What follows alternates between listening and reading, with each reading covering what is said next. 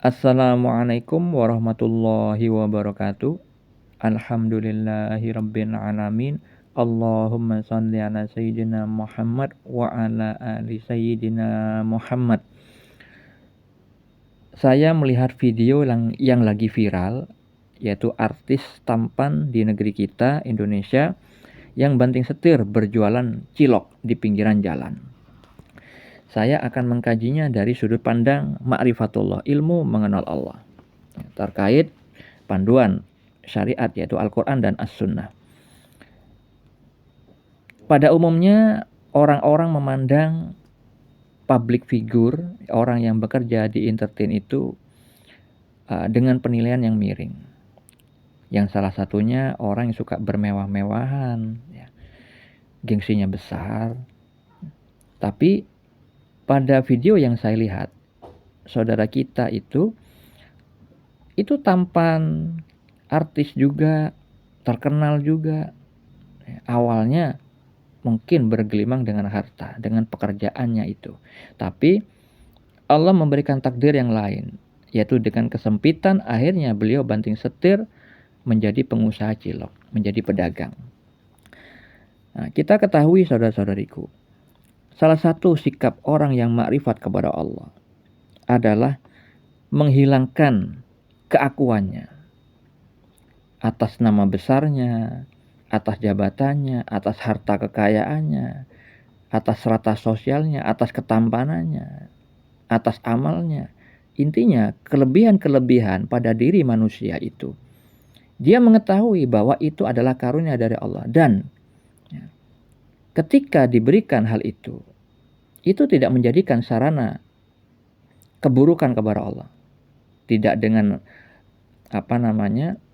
melahirkan sifat riya, pamer, ujub atau bangga diri, takabur, merasa lebih baik daripada orang lain. Pada saudara kita yang lagi viral itu tidak ada sifat seperti itu. Karena apa? Beliau mengatakan, beliau sudah hilangkan itu, buang jauh-jauh gengsi. Ya. Gengsi maksudnya itu kan supaya dipandang baik terus oleh orang lain. Kalau misalkan beliau adalah orang yang mengutamakan gengsi di mata orang, maka pekerjaan artisnya itu pasti dia pegang seutuhnya. Tidak mau menjadi profesi yang lain yang mungkin dianggap rendah oleh orang dengan pandangan mata lahiriahnya. Nah, saudara kita itu tidak seperti itu. Menghilangkan gengsi itu artinya tidak peduli terhadap omongan orang lain. Yang penting beliau itu bisa menafkahi anak dan istrinya. Dan itu adalah perwujudan dari pengamalan ilmu syariat, yaitu seorang laki-laki ketika sudah berkeluarga diwajibkan untuk menafkahi anak dan istrinya dengan cara yang halal. Jadi saudara kita itu sudah mengamalkan ilmu syariat. Beliau mengatakan, rezeki itu tidak akan tertukar, tidak akan terkurangi. Nah, itu sudah memiliki keimanan yang baik. Percaya bahwa ketetapan rezeki itu sudah ditentukan. Bisa jadi melalui sarana entertain, bisa juga melalui sarana berdagang cilok.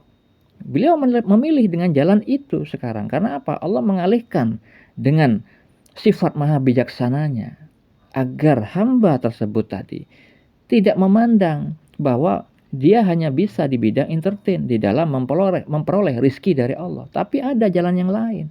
Kalau di bidang entertain mungkin ketika bermain film atau sinetron seringkali bersentuhan dengan laki-laki yang bukan bersentuhan dengan lawan jenisnya yang diharamkan agama.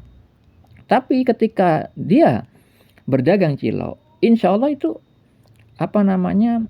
lebih terjaga. Karena ketika melayani seorang pembeli, misalkan seorang perempuan, dia tidak mungkin berpegang-pegangan layaknya permain sinetron yang memang harus beradegan sesuai skenario yang sudah ditetapkan. Nah, itu salah satu kebijaksananya Allah. Dengan adanya diberi kesempitan rezeki di bidang entertain, akhirnya saudara kita berbelok ke arah yang lain yang insya Allah lebih berkah. Dan juga dengan adanya ujian seperti itu, nampaklah jiwa besar seorang artis tersebut dan akhirnya membuat suatu kesimpulan bagi kita bahwa tidak semua artis atau orang yang bekerja di bidang entertain itu yang gengsi, yang tidak mau untuk memilih pekerjaan yang dipikir lebih rendah daripada pekerjaan mereka. Nah, bagi orang-orang yang terbuka mata hatinya tidak ada pekerjaan yang rendah. Semuanya itu bernilai tinggi, bernilai mulia kalau pekerjaan itu halal dari sudut pandang ilmu syariat. Tidak melanggar aturan Al-Quran dan As-Sunnah. Nah, kita harus mengingat saudara-saudariku, kita itu pasti diuji oleh Allah. Karena Allah Ta'ala berfirman di dalam Al-Quran, apakah manusia mengira bahwa mereka akan dibiarkan saja mengatakan kami telah beriman, sementara mereka tidak diuji? Ya, firman Allah di dalam surat Al-Ankabut ayat 2. Begitu juga pada ayat 3. Dan sungguh kami telah menguji orang-orang sebelum mereka, maka Allah pasti mengetahui orang-orang yang benar dan pasti mengetahui orang-orang yang dusta. Siapa orang-orang yang benar itu? Benar akan keimanan bahwa Allah itu maha baik, maha sempurna. Semua ketetapan Allah itu tidak mungkin salah.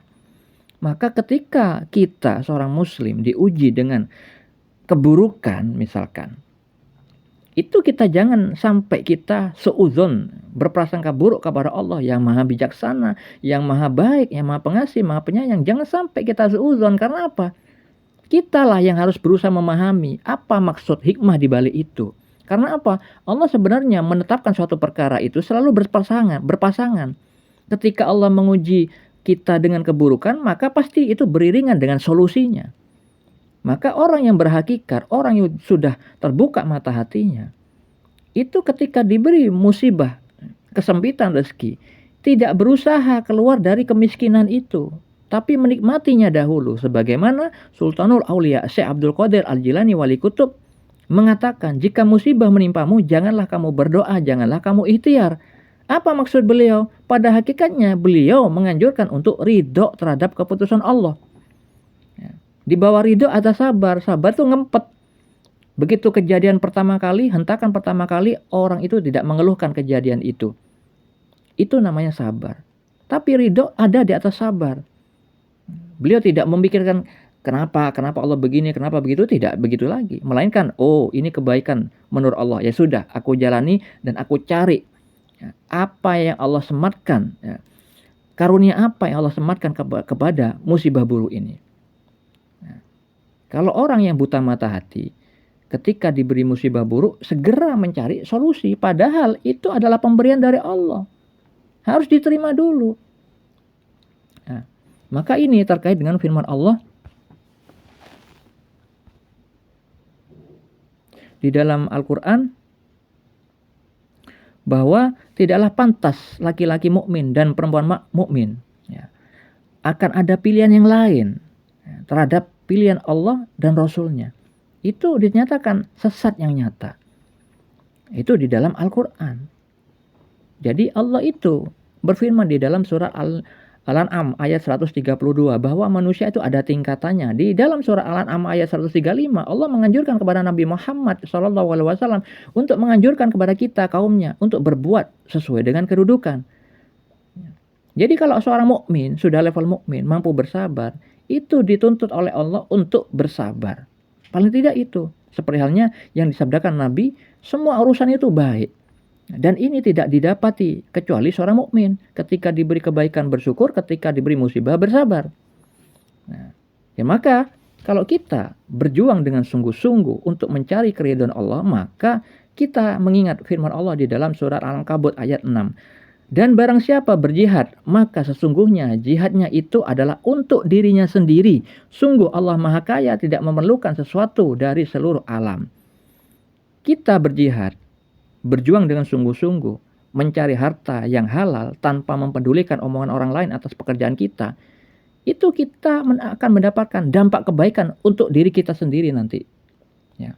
Baik itu di dunia dan di akhirat. Itu sudah janji Allah. Maka yakinilah. Semua keputusan Allah itu baik. Karena Allah kita maha penyayang, maha pengasih, maha bijaksana. Kita harus mencari ilmu hakikat di balik musibah itu. Apa kebahagiaan di dalam musibah. Semoga hal ini manfaat. Assalamualaikum warahmatullahi wabarakatuh.